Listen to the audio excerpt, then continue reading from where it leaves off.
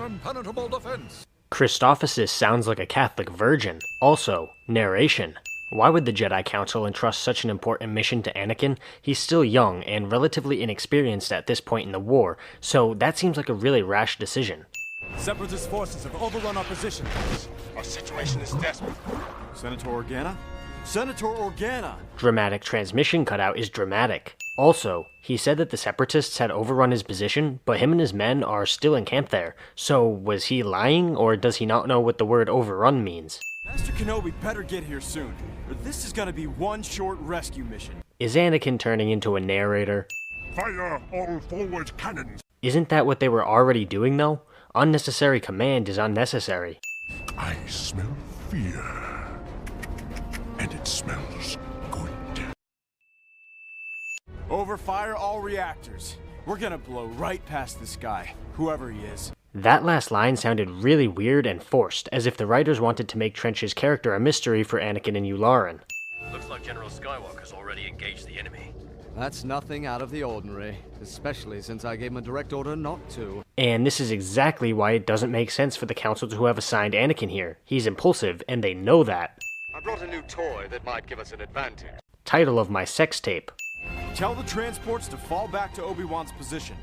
We'll cover their retreat as they escape behind the moon. Oh yes, because flying behind a moon is easy and wouldn't take long at all. You do realize that moons are large celestial objects, right? Recycle the shields and let the cannons reset to a full charge. I read somewhere that the blasters in the Star Wars universe run off of gas power, so what is this nonsense about recharging the cannons? Gas doesn't need recharging, it's gas. Also, recycle the shields? I know we're trying to save the planet and everything, but I feel like the writers are just throwing in words and hoping they make sense. Physical comedy to keep little kids entertained. 25 seconds of establishing shots. Tell me about this new weapon. 2 steps forward and you'd actually be kissing it. So it's an invisible sex robot? Also, how the hell does this invisible ship work? Later in the episode, we see a view from the inside of the ship, meaning that the passengers and the interior don't turn invisible, but somehow the outside does? It's obviously not reflecting light, because if that were the case, then we'd see rippling when it moves. This ship doesn't make sense. It's a ship of lies. So, I can move in undetected and take them out from behind. Title of Anakin's sex tape. Also, in all seriousness, technology like this gives the side using it a huge advantage in the battlefield. So why aren't ships like this mass-produced for the war effort? There should at least be a small fleet of them to dispatch on covert operations and stuff. We don't need the whole fleet. I can do this myself. If you think you can do it yourself, then why were you just asking if there were more of these ships? Are you overconfident or not?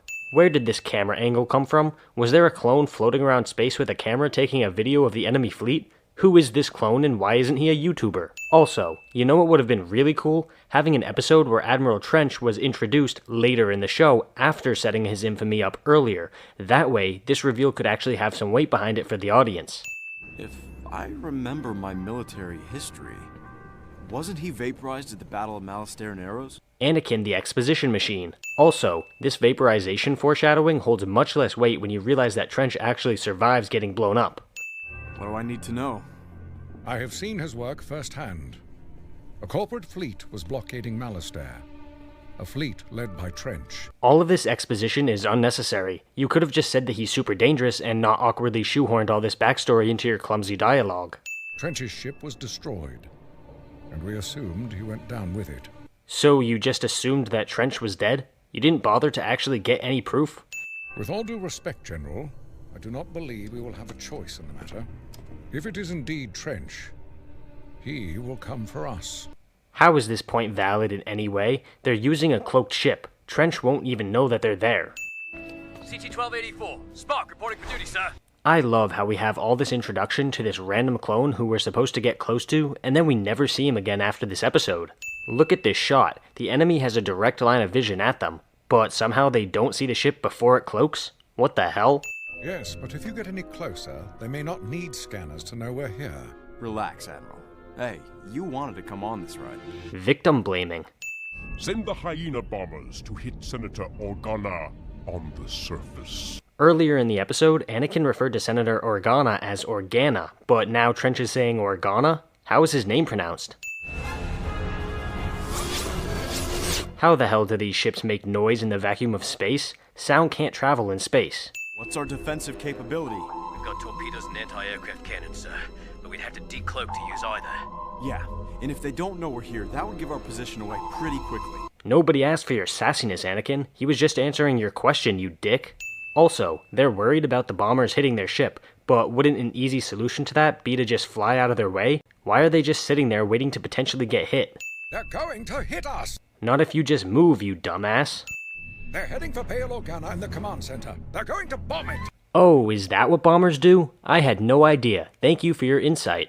Earlier in the episode, Senator Organa's transmission got cut, but now he can contact Obi-Wan completely fine without interruption because reasons. Help us, General Kenobi. You're our only hope. Has Bail Organa seen A New Hope? If the Separatists were able to cut off Organa's transmission earlier, then they're obviously able to detect said transmissions. Therefore, they should be able to pick up on this one to the stealth ship and realize there's something there. Also, what was the point of this transmission? He just tells Anakin to continue what he's already doing. Why bother risking them getting caught just for that? He wants you to attack. You'll be walking into a trap. Admiral Akbar did it better. Prep torpedo tubes 1 through 4, fixed range on Trench's command ship. There are zero repercussions for Anakin disobeying orders. Regardless of the outcome of this battle, he's still in a military position, which means that he should end up getting punished for going against the command. Foolish Republic scum! That's racist. Your puny torpedoes are no match for my thermo shields. Weird flex, bro, but okay. It really is lucky that there's a big gap between all the lasers, otherwise Anakin would have been fucked. What you got, Spock? Why does the blinking and the sound from the communication button stop when they start talking? He didn't press the button. Also, why is the transmission coming into the clones area? Earlier, when Obi-Wan contacted them, the transmission went directly to the bridge, but now this one is going through the clones? Why? Hello, ugly. Title of my sex tape. What was the point of contacting Anakin? All he does is threaten him. I mean, does he think he can scare away a Jedi? Turn back now.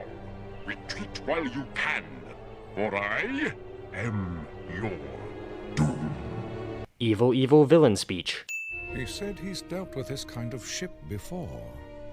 How? They cut away from this conversation because even the screenwriters don't know the answer to that question. Maybe he's tracking the magnetic signature. Oh yes, the magnetic signature, because that means things that I know. Arm tracking torpedoes and fire on my command. But, sir, we cannot fire unless we lower our shields. How convenient for the good guys. Arbitrary shield lowering rule is arbitrary. He is headed right for us. Can't! Raise the shields! We cannot.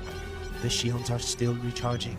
Okay, but why can't they try shooting the torpedoes? They don't have shields, but they still have weapons.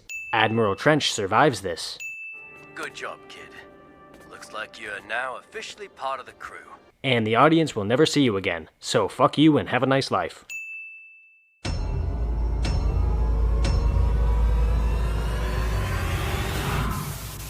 I smell fear. And it smells good. Fear. The city is rank with it. You'll be walking into a trap. It's a trap! It's a trap! Also, who's cat? Hello, ugly. How dare you!